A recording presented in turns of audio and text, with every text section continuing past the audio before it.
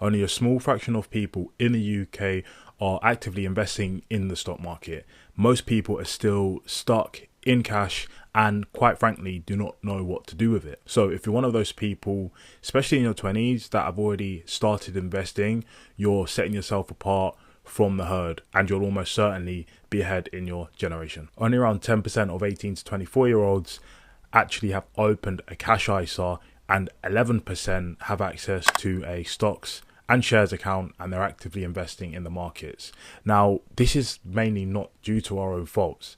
This has never been taught in schools, and you kind of have to be proactive in a way to find this information, or be lucky enough to know somebody or to stumble across a video or an article to find information to get yourself curious into investing. Now, majority of retail investors, so people like you and I, have started older, maybe in their 30s and 40s. But the funny thing is, especially with investing, the best thing to do is to start earlier, because time, again, is on your side.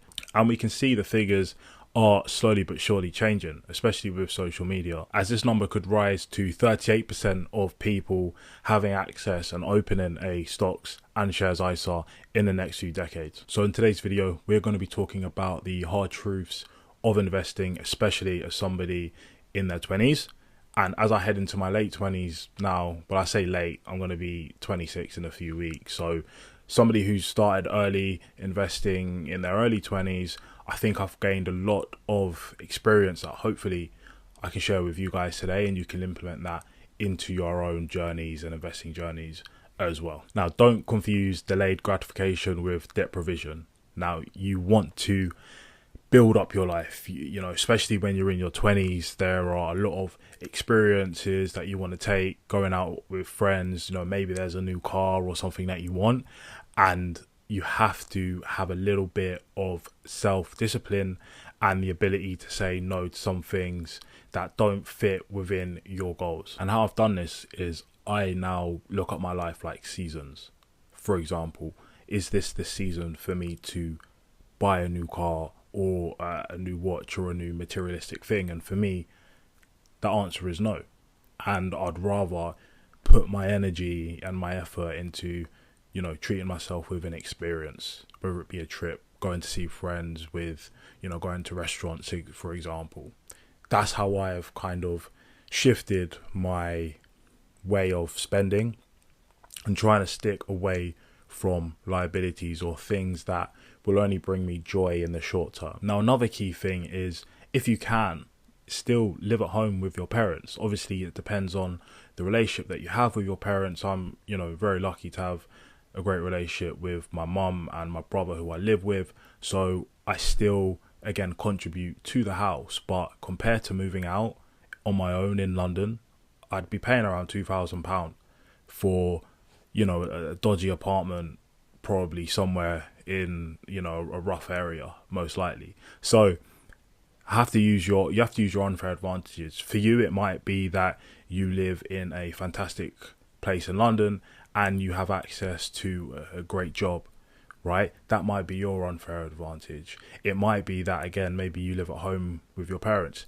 It might be when you turn a certain age, you'll get some money from your parent. I don't know. But use your unfair advantages. Everybody has some sort of unfair advantage, whether it be just living in the UK. If you can look at the positives, you will find something that is maybe unique to you that you can use to help you. Maybe it's your sheer mindset and your ability to build new relationships and make additional income streams.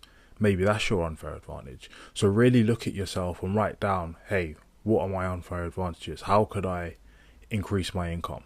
How could I be a bit more planned and strategic with the money that I have? And don't get me wrong, delayed gratification is a skill that has to be exercised every day, but you have to build up that skill and have ability to say no and not be afraid of saying no sometimes to certain things to yourself. You have to accept that investing is boring 90% of the time, and if you want a thrill or, again, a big dopamine rush, you're better off either day trading or literally going to the casino. And for me, I actually got into markets via the day trading route, and that's where I actually started, and I slowly shifted over to investing, as it's a much more sustainable way to build wealth over time. But at the same time, we have automations that you can literally set up that automatically invest into specific funds that you're interested in.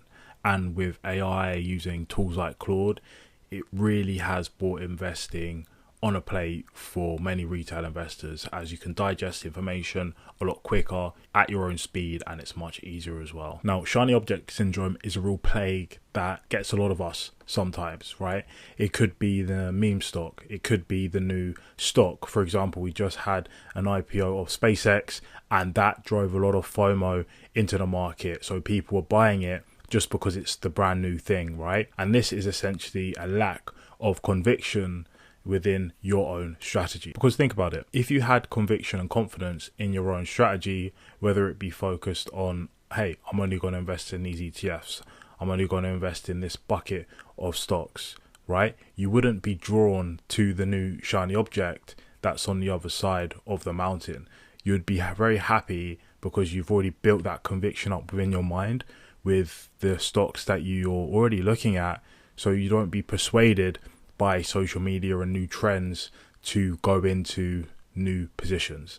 And if you can master this, I truly believe that this will overcome many, easily avoidable mistakes that you could make just by implementing avoiding shiny object syndrome. And I've had stories where I've had friends come to me and say, Kai, is this stock, should I look at this stock? Should I sell this ETF? There's this thing that's going to be maybe released. There's a meme coin that looks good from a Twitter thread.